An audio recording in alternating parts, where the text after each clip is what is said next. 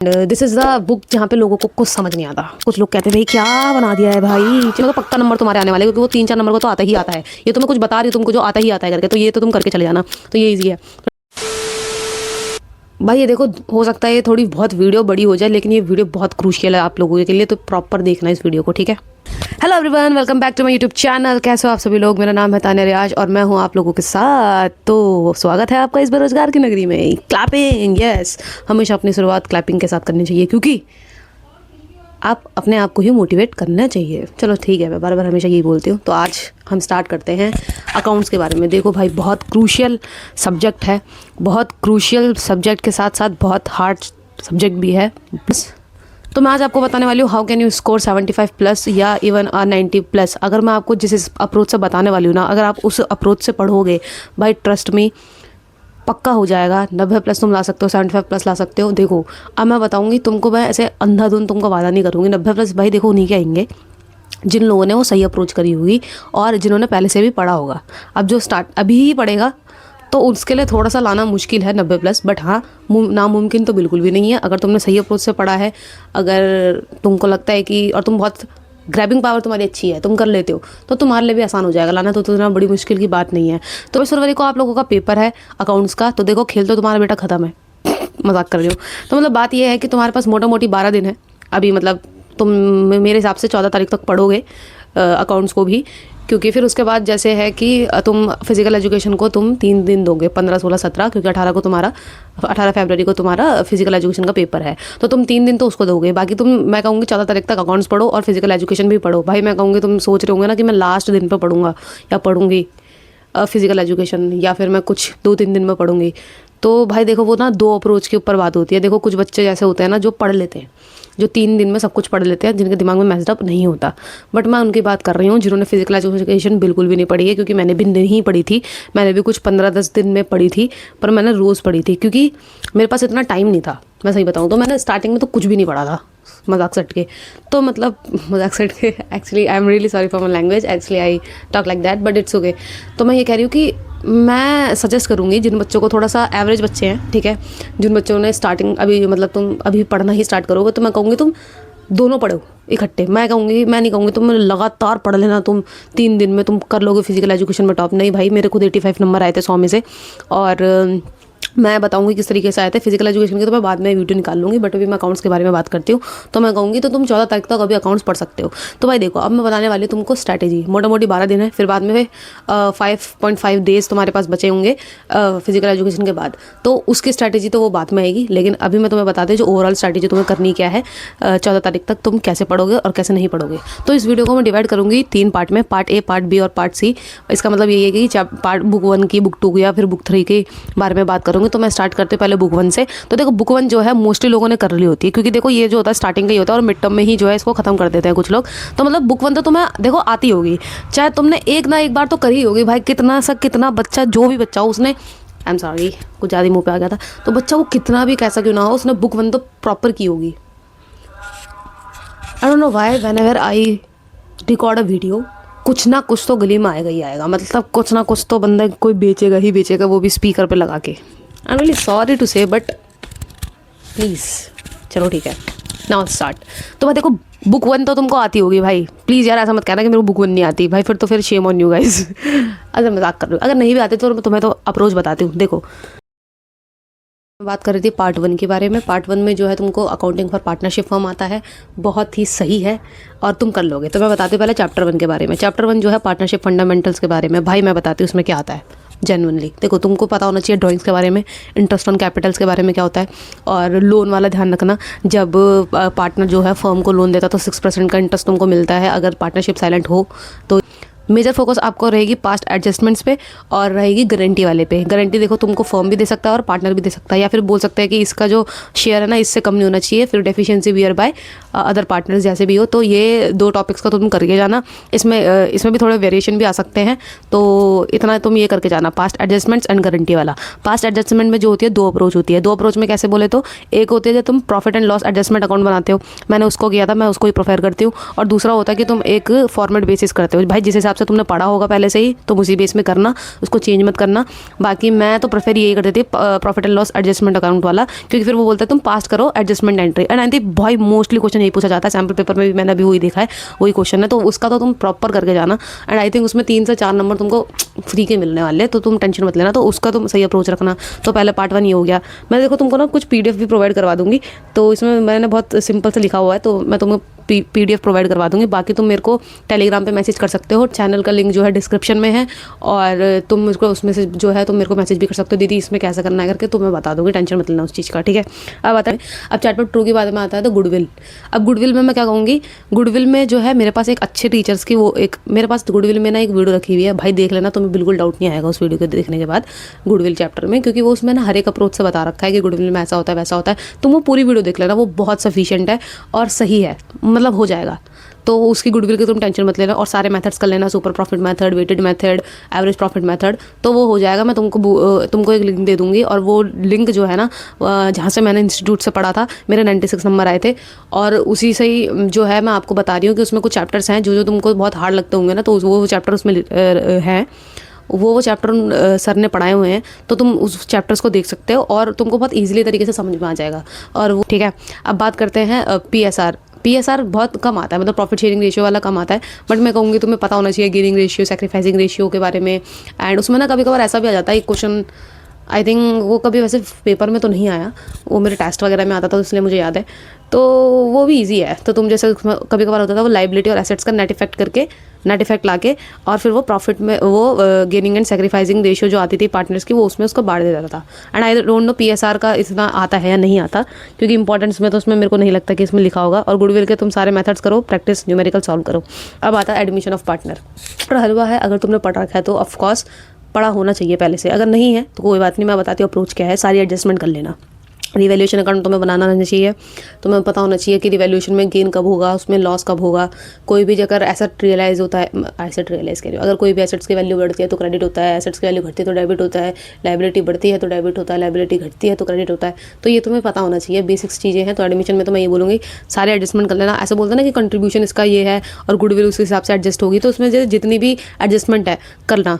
और same goes for retirement chapter, उसमें भी तुमको गेनिंग सैक्रिफाइसिंग रेशियो निकालनी है। उसके बाद रिटायरमेंट में जितने भी एडजस्टमेंट्स है भाई, मैं बोलूँगी सारी एडजस्टमेंट कर देना, कोई कहीं से भी आ सकता है। एडजस्टमेंट में के ऊपर ही क्वेश्चन बनाते हैं वो, क्योंकि एडजस्टमेंट ही जो है थोड़ा टफ बना देता है पेपर को, बाकी तो ऐसा कुछ टफ होता नहीं है, सच उसमें कुछ है भी नहीं। तो एडजस्टमेंट सारी करके जाना, 2 क्वेश्चन कर लेना उसके एडजस्टमेंट के। मतलब तुम्हारे पास बुक्स पड़ी होगी, मैंने पढ़ा था शायद TS अग्रवाल से, तो उसमें तो था, अच्छी खासी बुक थी, तो मैंने उसी में से पढ़ा था, तो वो आ गया था, तो तुम कर सकते हो, उसमें कोई बड़ी बात नहीं है। तो सारे रिटायरमेंट में भी सारी एडजस्टमेंट्स करना, and I think it's a good thing. और हाँ, रिटायरमेंट में तुम एक बात याद रखना कि लोन अकाउंट बनाना तुम्हें आना चाहिए। लोन अकाउंट की तुम ऐसा करना, प्रैक्टिस कर लेना, 2 क्वेश्चन प्रैक्टिस करना। देखो लोन अकाउंट में भी 2 तरीके के क्वेश्चन आते थे, आ सकते हैं कि पहला तो एक वो होता है ना कि 9 महीने इस साल का लगेगा और 3 महीना अगले साल का लगेगा, ध्यान रखना वो वाला क्वेश्चन है, उस क्वेश्चन को कर लेना। और दूसरा जो टाइप का क्वेश्चन है वो तो ईजी है कि तुमको प्रॉपर वो पूरा 1 साल का लग रहा है उसमें। बाकी जो जिसमें थोड़ा सा मंथ ब्रेक डाउन होता है ना, तुम उसका ध्यान रखना कि हाँ इसमें 9 महीने का लगेगा, उसमें 3 महीने का लगेगा, तो ये वाला क्वेश्चन जरूर करके जाना। तो ये भी हो गया। तो रिटायरमेंट में तो तुम्हें पता चले सारे एडजस्टमेंट कर लो और लोन अकाउंट कर लो। अब आता है तुम्हारा death of the partner. Death of the partner भी बहुत ईजी है। देखो तुमको क्या आना चाहिए, तुम्हें टर्नओवर निकालना आना चाहिए, जैसे तुमको पिछले साल का कैसे दिया उस हिसाब से करने वाला आना चाहिए, तो वो बहुत इजी है, इतना कुछ नहीं है। तुम्हें प्रॉफिट निकालना आना चाहिए डिसीज पार्टनर का, एंड उसमें तो ऐसा भी आता है कि डिसीज पार्टनर के ना सिर्फ तुमको अकाउंट बनाना होता है, और वो भी इजी भी होता है, तो वो भी आ जाएगा तुम्हें। सबकी कैपिटल बनाना उसमें आता नहीं है, तो उसका तुम ज़्यादा टेंशन मत करना, वो आसान है। वही वाली बात है, उसमें भी रिवैल्यूएशन वगैरह लेकर आना और रिवैल्यूएशन का अमाउंट उसके अंदर डाल देना, मतलब जो डिसीज पार्टनर है उसी का अकाउंट बनाना, तो वो इजी है। तो अगर जो उसका प्रॉफिट एंड लॉस है उसके बहुत सारे मेथड होते हैं, वो कभी कभार एवरेज प्रॉफिट से निकाल देता है, वो कभी कभार क्या कहते हैं पिछले साल की सेल से निकालता है, तो जिस हिसाब से उसमें पेपर में बोला होगा ना उस हिसाब से निकालना। तो उसमें ये बोलूँगी तुम्हारे जो बुक्स हैं उसमें सारे दिए होंगे उस वैरायटी को क्वेश्चन, तो उसी वैरायटी के एक सिंगल क्वेश्चन कर लेना। अगर तुम्हें समझ नहीं आ रहा तो रट लेना मेरे हिसाब से, तो बस मैं तुम्हें वही बोलूँगी। ऑफकोर्स अब तुम उसके अलावा क्या कर सकते हो दैट। अब आता तुम्हारा dissolution of the partnership firm. Hard chapters में से आता है ये, कुछ लोगों के लिए बहुत हार्ड होता है, मेरे को बहुत अच्छा लगता था ये चैप्टर। रियलाइजेशन अकाउंट उसमें बनाना होता है और कभी कभार तो एंट्रीज आती है। देखो जब मेरे पास ना रियलाइजेशन अकाउंट बनाना आता था ना, तो मैं मोस्टली उसमें ना गलती कर देती थी ठीक है, क्योंकि मुझे ऐसा लगता मेरे साथ थोड़ी सी कैलकुलेशन मिस्टेक हो जाती थी, तो ऑफ कोर्स अब हम पे कैलकुलेटर अलाउड था नहीं, तो कैलकुलेशन मिस्टेक होती थी, बट पेपर में इजी आता तो कैलकुलेशन हो गई थी, तो उसमें कोई इतना वो हुआ नहीं, तो मेरा चल गया था। तो रियलाइजेशन देखो हार्ड आता है, इसका मेरे पास एक सॉल्यूशन है। देखो रियलाइजेशन जो है तुमको हार्ड लगता है, तो मैं वही बोलूँगी, मेरी प्लेलिस्ट में जाओ जो मैंने तुमको डिस्क्रिप्शन में प्रोवाइड करवा रखी है, उसमें से उनसे समझो एक बार, तो तुम्हें पक्का आएगा भाई। तुमसे कुछ ना कुछ तो सही, कुछ ना कुछ तो सही होगा। मतलब तुम उसमें देखो स्टेप मार्किंग होती है अकाउंट्स में, ठीक है, ऐसा नहीं होता कि तुम्हारा सब कुछ सही होना चाहिए। अगर तुम्हारी स्टेप मार्किंग है ना, तो तुम्हें अलॉट होंगे मार्क्स भाई। अटैम्प्ट करके आना, सारा पेपर अटैम्प्ट करके आना तुमको, तो उसमें सारे आपको वो मतलब प्रोवाइड होते हैं, समझ में आएगा, तुम उसको कर लेना, डेट्स इट। इतना घबराने की बात नहीं है डिसोल्यूशन में भाई, वो तुम्हें समझ में आ जाएगा। तो मैं प्रोवाइड करवा रही हूँ एक लिंक, देख लेना उस भैया, वो भैया भाई सही पढ़ा रहे, तुम्हें समझ में आ जाएगा। तो मैंने गुडविल की भी बता दी तुमको, डिसोल्यूशन की भी बता दी, वीडियो देखनी है तो तुम्हें समझ में पक्का आएगा, ये मेरा वादा है आपसे। और अगर नहीं आया तो आई एम सॉरी, मैं कुछ नहीं कर सकती। फिर बाकी तुम सुनील पांडा सर से देख लेना, अगर तुम्हें उनसे समझ में आएगा तो। बाकी तो मैं बताऊँगी तो इनसे आ जाएगा तुम्हें समझ में। और उसमें भी 2 तरीके का क्वेश्चन आता है डिसोल्यूशन ऑफ पार्टनरशिप फॉर्म में। पहला आता है रियलाइजेशन अकाउंट बनाने का, कद्दू होता है, मैं नहीं बोलूँगी। देखो कद्दू होता है 2-3 नंबर लाना, क्योंकि जो आता है ना तुम 2 नंबर तो आराम से लेकर आ सकते हो, जैसे जब तुम एसेट्स और लाइबिलिटी को रियलाइजेशन अकाउंट में ट्रांसफर कर रहे होते हो, फिर बाद में तो तुम्हारा सारा एडजस्टमेंट का खेल होता है, तो वो तो तुम कर लोगे, थोड़ा सा वीडियो वगैरह देख लोगे तो इसकी रिवीजन के लिए बढ़िया है जो मैंने तुमको बताया। और दूसरा टाइप आता है तुम्हारा general entry, and I think it is a good. मेरे को जनरल एंट्री ही पसंद है, क्योंकि जनरल एंट्री बहुत ईजी होती है, क्योंकि रियलाइजेशन अकाउंट डेबिट या क्रेडिट होता है, और उसके बाद में जो भी तुमको लगता है कि जो हो सकता है वो हो जाता है। मेरे हिसाब से मैं उसमें थोड़ा सा ऐसे दिमाग लगा के वो हो जाता था, तो ईजी था मेरे लिए डिसोल्यूशन वाला ना। अब आते हैं हम पार्ट 2 पे। पार्ट 2 बोले तो बहुत हार्ड लगता है लोगों को, बताती हूँ। देखो अकाउंट्स में 3 चैप्टर लोगों को बहुत 3-4 चैप्टर लोगों को बहुत हार्ड कर लगते हैं। एक आता है शेयर्स वाला, एक आता है तुम्हारा डिसोल्यूशन वाला, एक आता है तुम्हारा कैश फ्लो स्टेटमेंट, और एक आता है तुम्हारा अकाउंटिंग रेशियो, जो बच्चों को मतलब फॉर्मूला याद करने में दिक्कत होती है। तो it's okay, I will provide you the solution of this. अब मैं बात करती हूँ चैप्टर के बारे में, shares, one of my favourite chapter. And I am sorry, मैं तुम्हें ये नहीं बता रही कि बोल रही कि ये देखो कुछ लोगों को बहुत हेट है इस चैप्टर से, एंड अगर आप लोगों को हेट है भाई, आई am really sorry, but I love this chapter a lot. Like मुझे ये चैप्टर बहुत सही लगता था, मतलब ऐसा लगा। और अगर इसमें ना वो ना हो ना कि क्या बोलते हैं, जब हमको शेयर ज़्यादा मिल जाते हैं, प्रो राटा अलॉटमेंट, जब तक इसमें प्रो राटा अलॉटमेंट ना हो ना, मेरे को वो क्वेश्चन ही कद्दू लगता था, और मेरे को वो क्वेश्चन ही इतना अजीब लगता था, मज़ा नहीं आया। मतलब जब तक मेरा दिमाग सर दर्द ना कर जाए ना उसको सॉल्व करते हुए, तब तक मुझे अच्छा नहीं लगता था उसको सॉल्व करने में। तो प्रो राटा अलॉटमेंट देखो बहुत लोगों को ये हार्ड लगता है, पर मैं तुम्हें बता दूँ, प्रो राटा जो होता है ना, ऐसा होता है कि हमको बुक्स में ना बहुत सारे क्वेश्चन हार्ड दिए हुए हैं, ठीक है, बट पेपर में जो है ना वो इजी करके आते हैं, इतने हार्ड नहीं आते जिस हिसाब से वो आते हैं। वो बोल देते हैं कि इसको इतने अलॉट हुए, उसको इतने अलॉट हुए, तो वो देखो कुछ क्वेश्चन जो हैं वो है, लेकिन अगर तुम उसको डीपली उसकी नॉलेज लोगे ना, तो भाई वो बहुत आसान है। मैं सेम इसके लिए भी एक प्लेलिस्ट में जो है मेरा एक शेयर्स का चैप्टर उन्होंने पढ़ा रखा है, वो आपको प्रोवाइड करूंगी, वो तुमको प्रॉपर सही तरीके से समझा देंगे, तो तुम्हारे सारे डाउट चले जाएंगे शेयर्स में। तो तुम्हें लगेगा ना, तुम लोगों को होता है कि भाई मैंने ना ये चैप्टर कर लिया, लेकिन वो समझ में नहीं आता कि कौन सा ना, कि मेरे को कौन सा अमाउंट कहाँ पे लिखना है, मुझे नहीं पता चलता। तो तुम वो वीडियो देख लो, तुम्हें सब पता चल जाएगा, और भाई बहुत आसानी हो जाएगी उसके लिए। तो ऑफकोर्स तुमको पता होना चाहिए इशू ऑफ शेयर्स क्या होता है। इशू ऑफ शेयर्स में देखो कॉल मनी, अलॉटमेंट मनी, ये सब तो सारे कर लेते हैं। कॉल सिग्नेचर का तुम्हें पता होना चाहिए, कॉल इन एडवांस का तुम्हें आना चाहिए, and of course share, issue of share हो गया, फोरफिटेड हो गया, फिर री इशू हो गया, और उसमें कैपिटल रिजर्व में जो तुम थोड़ा डाटा कह रही हो, और कैपिटल रिजर्व में जो तुम अमाउंट ट्रांसफर करता हो, तुमको वो भी आना चाहिए। तुम पक्का करके जाना, क्योंकि बहुत ज़्यादा इंपॉर्टेंट हो जाता है। और शेयर्स तो तुम छोड़ नहीं सकते, ना ही तुम डिवेंचर्स छोड़ सकते हो भाई। तुमको जितना आता है तुम छोटा मोटा तब भी तो करके जाओगे ना, तो ये चैप्टर तो तुम बिल्कुल मत छोड़ना, तुम्हें जाना है, इसको पढ़ के जाना है प्रॉपर। तो पार्ट ए और पार्ट बी, मतलब बुक 1 और बुक 2 तो तुम्हें प्रॉपर करके जानी है। अगर बुक 3 में मैं कुछ चीज़ें बोल दूँगी तुम छोड़ सकते हो, तो मैं बता दूंगी। बाकी बुक 3 में जो ईजी है मैं बता दूंगी, लेकिन बुक 2 को तुमको प्रॉपर करके जाना है, और बुक 1 को भी प्रॉपर करके जाना, तभी तुम जो है अच्छा खासा उसमें स्कोर कर सकते हो भाई। नहीं तो फिर आई एम रियली सॉरी, फिर मैं कुछ नहीं कर सकती, क्योंकि अगर फिर हमने नहीं पढ़ा तो फिर कैसा होगा। मैंने शेयर्स में आपको बता दिया कि क्या क्या करना है, और मैंने आपको बता दिया कि वीडियो जो है आपको मैंने बोला है प्लेलिस्ट है, उसमें से देख लेना, दैट्स इट, हो जाएगा शेयर्स। बाकी प्रो राटा अलॉटमेंट के क्वेश्चन प्रैक्टिस करो भाई, अगर तुम्हें बहुत हार्ड होता है ना, उसके अच्छे क्वेश्चन प्रैक्टिस करो, तुम्हारी बुक्स में होंगे। अभी जो है मेरे पास फिलहाल बुक्स नहीं है, नहीं तो मैं तुमको ना खुद बुक में से ना मैं तुम्हें फोटो खींच के बोल देती भाई तुम ना ये वाला क्वेश्चन प्रैक्टिस करो, इसका आंसर। शेयर्स के क्वेश्चन को ना ये थोड़ा वेरिएशन कर देते हैं। अभी का मैंने सैम्पल पेपर देखा, इन लोगों ने थोड़ा सा वेरिएशन कर रखा है, मतलब ऑफ कोर्स जनरल एंट्री पूछ रखी है। हमारे टाइम पे ना हमको एमसीक्यू पूछे हुए थे, हमको पूरा पैराग्राफ में बता दिया था ये चीज़ें, बाकी हमको एमसीक्यू बोले थे। और एमसीक्यू में हमको बस आंसर तो ऑफकोर्स हमें निकालना ही पड़ रहा था मल्टीप्लाई वगैरह कर के, तो एमसीक्यू हमें टिक करने थे। मतलब वो ये है ना, पूरा कंसेप्ट तुमको याद होना चाहिए कि प्रो राटा ऑटोमेटिक में कैसा होता है। तो और हाँ, मोस्ट इंपॉर्टेंटली बैलेंस शीट आनी चाहिए। बैलेंस शीट का क्वेश्चन मैंने देख लिया भाई, देखा मैंने सैम्पल पेपर में बैलेंस शीट का क्वेश्चन पूछा हुआ है, तो बैलेंस शीट तुम्हें छोड़ के नहीं जानी है।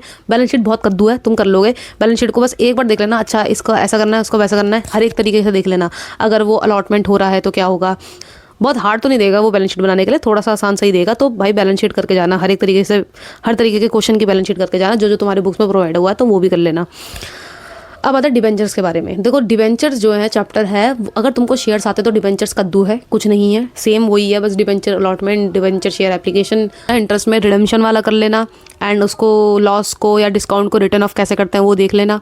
एंड वो ईजी है, तुम 2-3 देखो डिबेंचर का other than cash and shares में भी ना वो कभी कभार मिक्स कर देते हैं, अदर देन शेयर्स मतलब अदर देन कैश वाला शेयर भी मिक्स कर देते हैं। तो इन दोनों का ये करके जाना, डिबेंचर में ज़्यादातर आता है, बट जो उसमें है क्या कहते हैं सैम्पल पेपर में तुम्हारा शेयर्स का भी अदर देन कैश दिया है, तो सेम जैसे डिबेंचर का हो वो उसका भी हो जाएगा। तो जैसे वो बिजनेस परचेज कर लेता है या फिर एसेट्स परचेज करता है उस तरीके से, तो अदर देन कैश वाला तो करके जाना भाई। देखो वो उसमें तो पक्का नंबर तुम्हारे आने वाले हैं, क्योंकि वो 3-4 नंबर का तो आता ही आता है। ये तो मैं कुछ बता रही हूँ तुमको जो आता ही आता है करके, तो ये तो तुम करके चले जाना, तो ये ईजी है।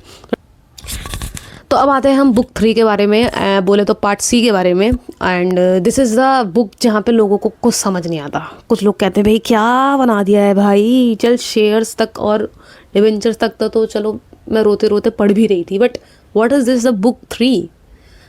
ईजी है बुक 3 के, मैं बताती हूँ तुमको नंबर कैसे गेन करने हैं।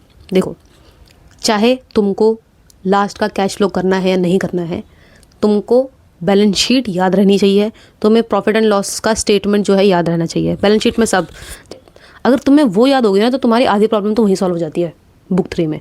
तो वो याद कर लेना, और statement of profit and loss का